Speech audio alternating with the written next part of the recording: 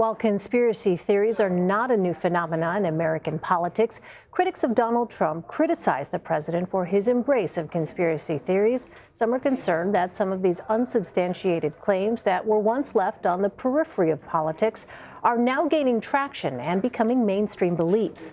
Matthew Dallek is political historian and professor at George Washington University. In an op-ed for the Washington Post titled "Swamp Fever," he writes, "Don't blame Trump for the rise of right-wing conspiracy theories. The GOP helped cultivate them until they took over." And Matthew joins me now from our Washington bureau to discuss it. Thanks very much for being with us. Thanks for having me. So conspiracy theories are not new. What role have they played in American politics over the past half century? Well, I think with the end of the Cold War, they became obviously much less about communists and government, but they have played a harmful role in democracy in that they have told us stories as a society about what government is doing wrong, how it is evil, how it is kind of conspiring behind the scenes to undermine us. So things like that autism causes vaccines, for example, Vaccines cause autism. That 9/11 was an inside job. Mm-hmm. Right. And so how have conspiracy theories changed in the last few decades? Well, you know, as I mentioned, I think with the end of the Cold War, the focus became much less on communists inside government, which, of course, was the major focus right after the World War II for 20, 30 years. The idea that Soviet agents had taken over a chunk of the government. So that fell away. And it really opened up the space, in a sense, for conspiracy theories. You could date it maybe to John F. Kennedy's assassination, the conspiracy theories that it was more than one lone, there wasn't a lone gunman, there were many gunmen. But the theories really went through the decades on the left and the right that and there were actual government conspiracies that we found out about. Watergate, for example, Iran-Contra.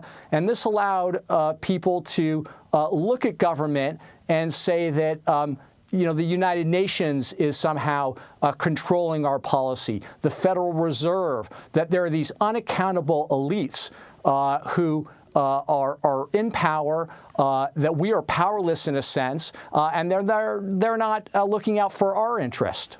You mentioned that these theories have existed on the left and the right, and you say that, quote, elected Democrats have typically fenced their party off from wild-eyed claims promulgated on the left. Why is that, and has their approach changed over the years, the same way it's changed for Republicans?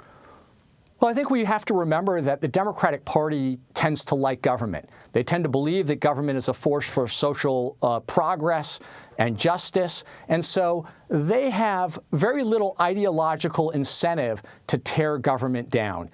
Whereas Republicans, of course, as the anti-government party, if you will, they do have a political and ideological incentive to paint government in a much darker light.